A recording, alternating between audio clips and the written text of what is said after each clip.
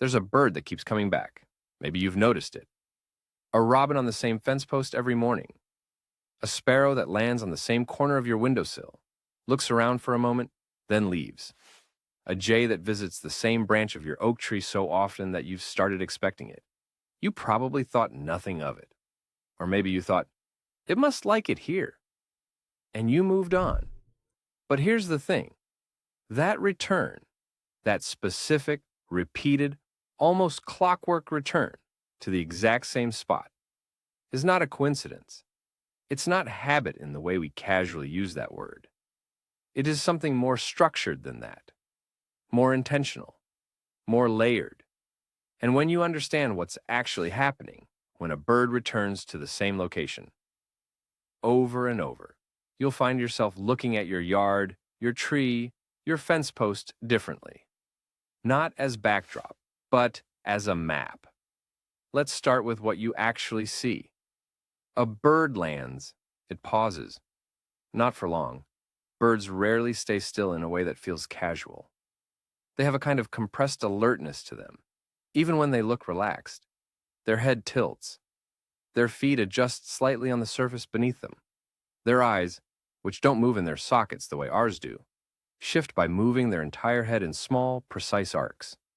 Left, forward, up, then stillness again, and then they leave. And then, the next day, they're back. Same spot, same pause, same small survey. This is the moment most people look past, because it seems like nothing. A bird landed, a bird left. But if you slow down and actually track it, if you start paying attention, not just to the presence of the bird, but to the where and the when, a pattern begins to emerge that is almost geometric in its consistency. The same fence post, the same time of morning, the same duration of the pause, the same direction of departure. You're not watching randomness, you're watching a system. Birds operate on spatial memory in ways that are, even for researchers who study this professionally, still revealing new complexity. It begins with a process called site fidelity, which is, in its simplest form, the tendency of an animal to return to the same location repeatedly. But that phrase, site fidelity, doesn't really capture what's happening. It sounds passive, like the animal just drifts back. The reality is more deliberate than that. When a bird visits a location and that visit is successful, it found food, it felt safe, it escaped a threat, that location gets encoded. Not metaphorically, literally. The spatial memory systems in birds, particularly the hippocampus, which in birds is proportionally larger and more developed than in most other vertebrate groups, register the location in relation to a web of surrounding landmarks. That tree, that corner of the fence, the angle of the morning light, the sound of the neighbor's air conditioning unit 3 houses down. The bird isn't just remembering a place. It's remembering a place inside a map. And every successful return reinforces that encoding. Every safe landing, every found seed, every moment of calm, it deepens the signal. The location becomes, in a very real behavioral sense, reliable. And reliability, for an animal that lives under constant energetic pressure and constant threat of predation, is one of the most valuable things in the world. So, when you see a bird come back to the same spot for the 5th time, the 10th time, the 30th time, what you are watching is an animal maintaining a resource map, a living, updating, constantly tested record of where safety and sustenance are most consistently found. Now here's where it gets more specific and more interesting. Not all spots are equal to a bird. A location doesn't just get encoded for what it is. It gets encoded for what it allows. Think about the spots birds repeatedly choose. They tend to share certain qualities. They're elevated slightly above the surrounding area. A fence post above ground level, a branch that sits at the edge of a tree's canopy rather than the interior, a corner of a wall where 2 sight lines converge. They tend to face open space in at least one direction. They tend to be close enough to cover, a hedge, a bush, a dense section of foliage, that escape is possible in under a second. This is not coincidence. This is architecture. Behavioral architecture that birds construct over time through trial, observation, and accumulated experience. That fence post your robin keeps visiting? It likely offers a 180-degree, unobstructed view of the yard. It's close enough to your bushes that a hawk's dive can be interrupted. The wood is rough enough to grip without effort, and if there's a feeder within visual range, it's almost certainly within what researchers call the bird's assessment zone, the distance at which they can evaluate whether the food source is clear of danger before committing to approach. The bird hasn't just found a spot. It has found the right spot, and it comes back, because every time it does, that assessment is confirmed. There's another layer to this that takes a moment to fully land. Birds don't just use these spots for feeding or resting, they use them for reading. A bird sitting on a familiar perch is collecting information. The movement of other birds in the area, the presence or absence of certain alarm calls from species lower in the canopy, the behavior of squirrels, the direction of the wind, the quality of the morning, whether other animals are moving normally, which is a kind of baseline signal that nothing has disrupted the local equilibrium.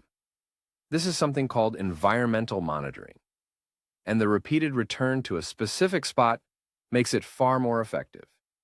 Because when you've been somewhere dozens of times, you know what normal looks and sounds like there. You have a baseline, and deviation from that baseline, even subtle deviation, registers immediately. A bird that knows its spot will sometimes land, pause, and then leave without feeding, without doing anything that looks purposeful, and people assume the bird lost interest or got spooked by something invisible. But more often, the bird simply noticed that something was different. The quality of the silence was wrong. Another bird that's usually present wasn't there. A shadow moved in a way that didn't match the wind. And that deviation, that small departure from the known pattern of the spot, was enough information to decide, not today. That's not timidity. That's precision. Now let's talk about what happens when a bird's reliable spot changes.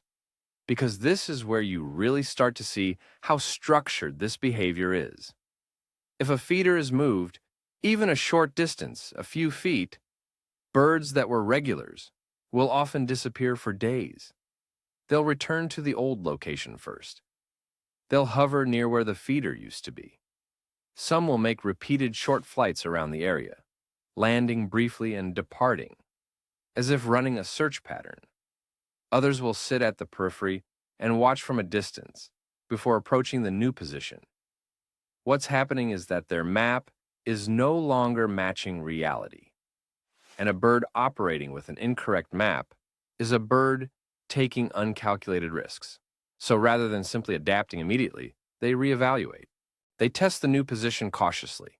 They observe it from safe distances across multiple visits before committing to land. Eventually, most regular birds will update. The new spot will be encoded. A new reliable location will be established. But the process isn't casual. It's deliberate, and it takes time.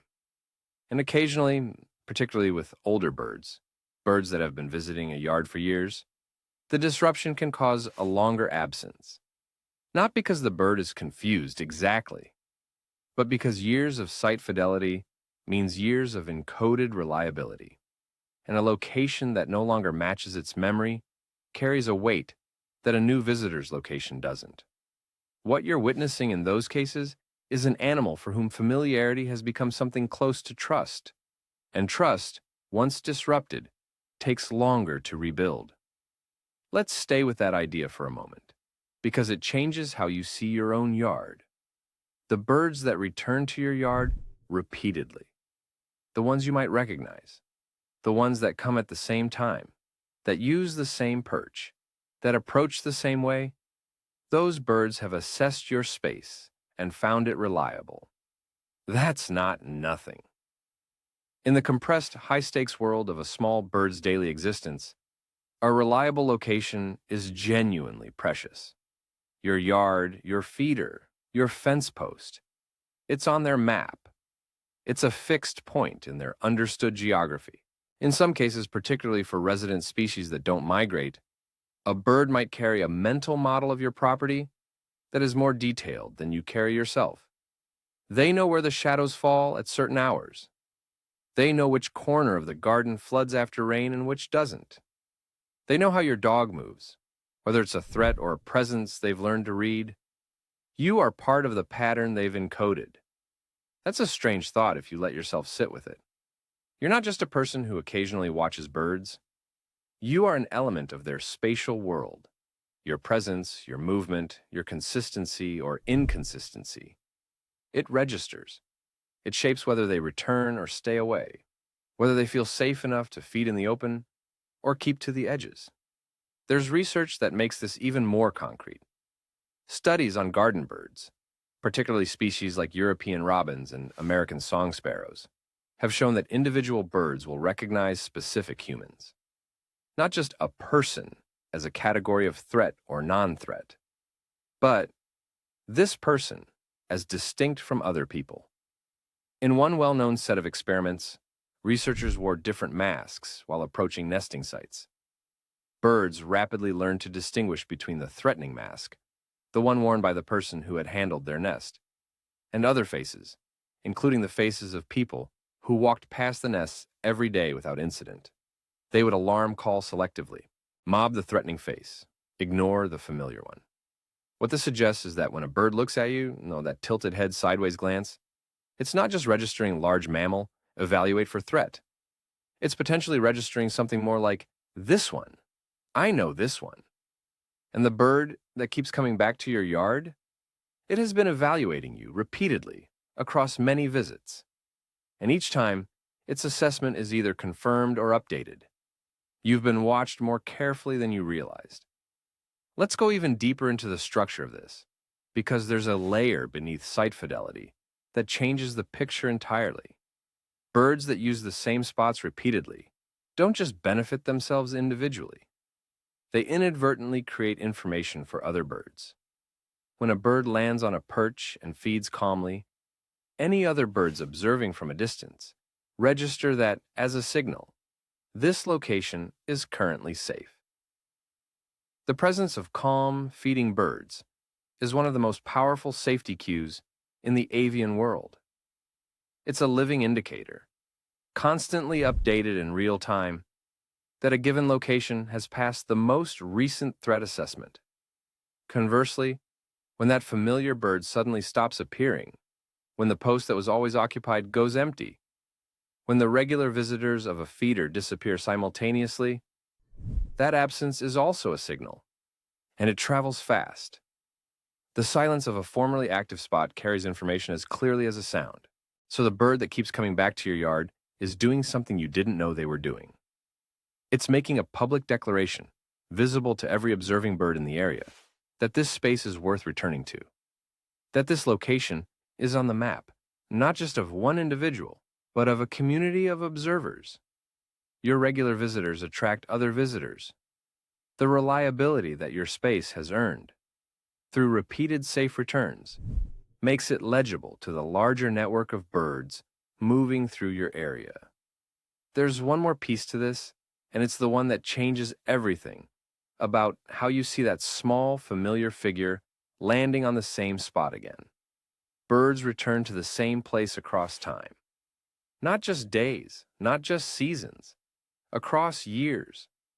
Banding studies, where individual birds are marked and tracked, have shown that the same individual birds return to the same specific locations, sometimes down to the same square meter, across multiple years. A bird banded at a feeder in winter will, the following winter, return not just to the same yard, but often to the same feeder position. The same tree hollow used as a roost in October will be used by the same individual the following October.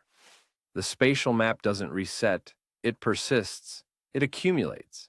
And this means that a bird you've been seeing for 2 or 3 years is carrying a memory of your yard that spans longer than most people consciously track their own observations. The bird knows your property across its changes, before you planted that new hedge and after. before the old feeder broke, and after the new one went up, before the neighbor's cat became a regular presence, and after it stopped appearing. That bird has watched your yard change and has updated its map with each change. It has outlasted certain threats and noted the absence of others. It has tracked the reliability of your space, not just as a snapshot, but as a history.